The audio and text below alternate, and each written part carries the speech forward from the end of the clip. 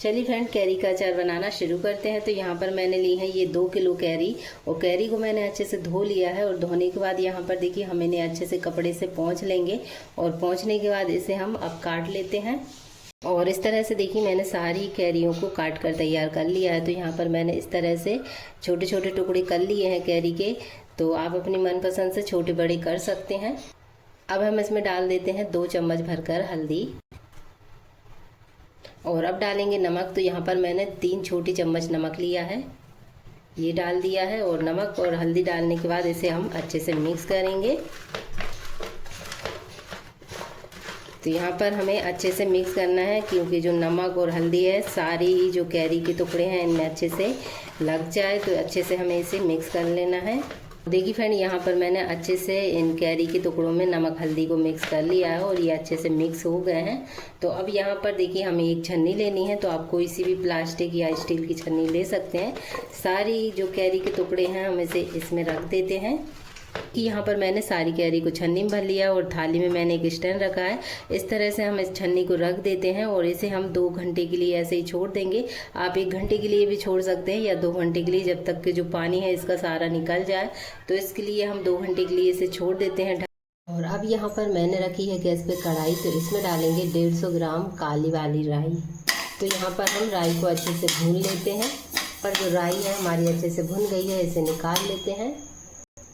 और अब यहाँ पर मैंने 25 ग्राम मेथी ली है, और मेथी को भी अब हम भून लेते हैं। और देखिए यहाँ पर जो मेथी है वो भी हमारी अच्छे से भुन गई है, तो इसे भी अब हम निकाल लेते हैं। अब यहाँ पर 50 ग्राम सौंफ ली है, इसे भी हम अच्छे से भून लेते हैं।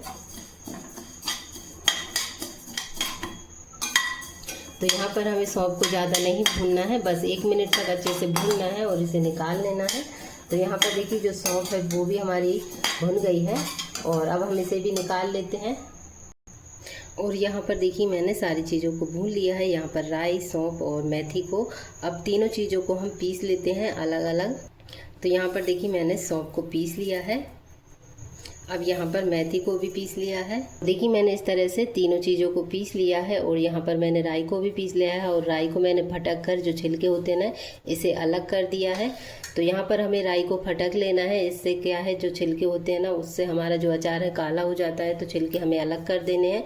अगर आपके पास पीली राई है तो आप वो भी डाल सकते हैं। तो अब यहाँ पर देखिए मैंने ली है लाल मिर्ची का पाउडर। तो यहाँ पर मैंने 25 ग्राम लाल मिर्ची ली है। और अब यहाँ पर मैंने आधी कटोरी ली है कश्मीरी लाल मिर्च। तो यहाँ पर देखिए मैंने इतनी मिर्ची ले ली है। और अब यहाँ पर जो कैरी हमने रख दी थी 2 घंटे पहले, तो इनमें से सारा पानी निकल गया है। तो इस तरह से एक बड़ा बर्तन लेंगे, इसमें सारी कैरी मैंने डाल दी हैं। तो यहाँ पर हमें बड़ा बर्तन ही लेना है, उसी में हम ये सारी कैरी डाल देंगे। तो यहाँ पर इस तरह से मैंने बड़े बर्तन में कैरी को डाल दिया है। और अब हम डाल देते हैं ये मसाले। तो यहाँ पर हम सौंफ का पाउडर डालेंगे, मेथी डालेंगे, राई डालेंगे, मिर्ची डालेंगे। और अब यहाँ पर मैंने कलौंजी ली है। तो यहाँ पर बस थोड़ी सी कलौंजी हमें लेना है, और कलौंजी को मैंने थोड़ा सा भून लिया था हल्का सा। तो इसमें हमने कलौंजी भी डाल दी है।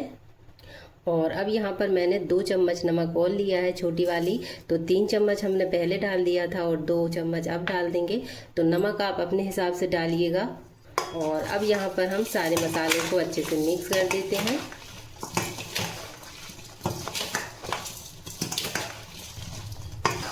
तो देखिए फ्रेंड, यहाँ पर हमें इस तरह से सारे ही मसालों को अच्छे से मिक्स कर देना है। तो यहाँ पर देखिए सारे ही मसाले जो कैरी में है ना, अच्छे से मिक्स हो गए हैं।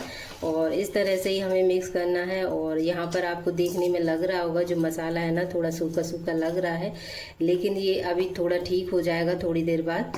और इस तरह से देखिए हमने सारे मिक्स कर दिए हैं। तो यहाँ पर अब हम इसे ढक देते हैं। ढकने के बाद फिर हम इसे एक बार और मिक्स करेंगे। तो यहाँ पर हम 15 मिनट के लिए इस तरह से ढककर छोड़ देंगे। और देखिए फ्रेंड, यहाँ पर 15 मिनट हो गए हैं। 15 मिनट बाद अब हम एक बार और इस अचार को अच्छे से मिक्स कर देते हैं।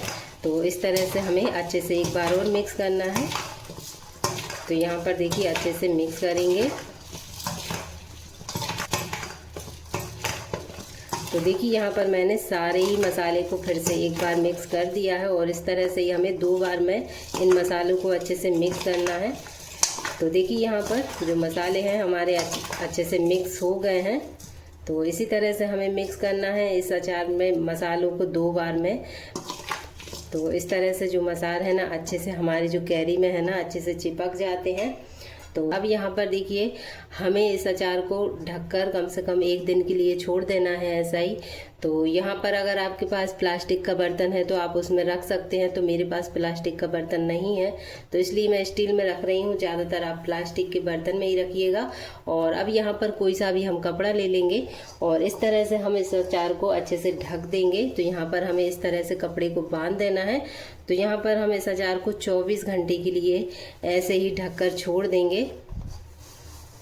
उसके बाद ही में हम इसमें तेल वगैरह डालेंगे। तो अभी हम तेल वगैरह इसमें कुछ नहीं डालना है, बस 24 घंटे के लिए इस तरह से ही हम इसे नीचे छोड़ देंगे। छत में भी नहीं रखेंगे, धूप वगैरह में हमें नहीं रखना है इसे, बस नीचे ही हम इसे रख देंगे।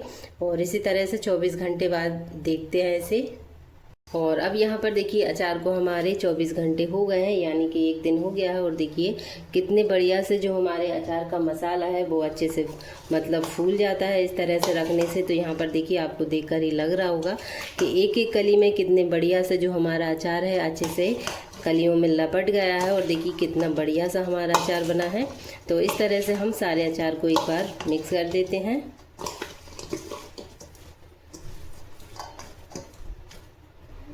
और अब यहाँ पर मैं इसमें डाल देती हूँ हींग। तो कल मैं डालना भूल गई थी इसलिए आज डाल रही हूँ।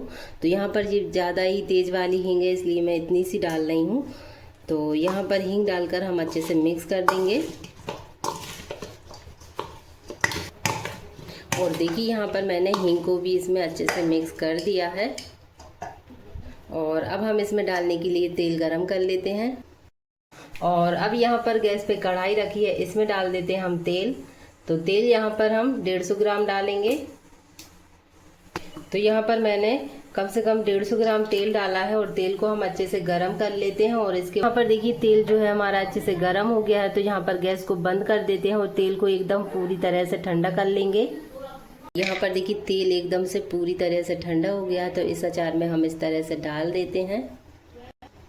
तो यहाँ पर मैंने 2 बड़े चम्मच भरकर इसमें तेल डाला है और तेल डालकर इस अचार को हम मिक्स कर देते हैं।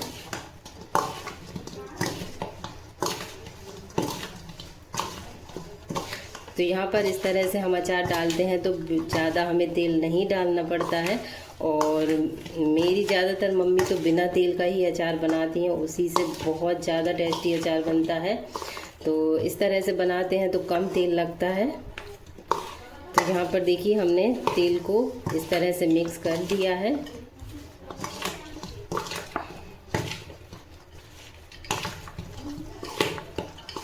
तो देखिए मैंने अच्छे से इसमें अचार में तेल को मिक्स कर दिया है। तो यहाँ पर देखिए बढ़िया से हमारा जो तेल है अच्छे से मिक्स हो गया है अचार में। और अब यहाँ पर मैंने एक केवले को गरम किया है, इस पे हम थोड़ी सी हींग डालेंगे और थोड़ा सा तेल डालकर इस तरह से इस बर्नी को हम रख देते हैं।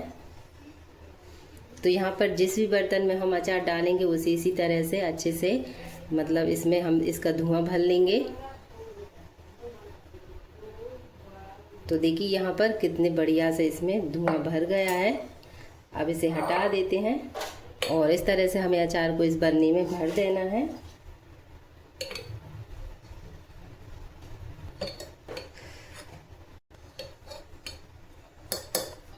और देखिए यहाँ पर मैंने इसमें अचार भर दिया है। अब ऊपर से हम डाल देते हैं इसमें 1 बड़ी चम्मच भरकर तेल। और तो देखिए यहाँ पर हमने इस तरह से इस अचार को कांच के कंटेनर में भर लिया है और इसमें हमने तेल भी डाल दिया है। और देखिए कितना बढ़िया हमारा अचार बना है। तो इस तरह से अचार डालने से जो हमारा अचार है ना बिल्कुल भी सालों साल ख़राब नहीं होता है और बहुत ही ज़्यादा टेस्टी लगता है। तो इस अचार को आप 1 साल छोड़ी फ्रेंड 2 साल तक इसी तरह से रख सकते हैं, ये बिल्कुल भी ख़राब नहीं होने वाला। तो इस तरह से आप इस अचार को ज़रूर से बनाइएगा फ्रेंड, सच में आपको बहुत ही अच्छा लगेगा। और वीडियो पसंद आई हो फ्रेंड तो वीडियो को ज़रूर लाइक शेयर कीजिएगा। मेरे चैनल पर नया है तो चैनल को सब्सक्राइब कीजिएगा और बगल में बेल आइकन दबाना ना भूलिएगा।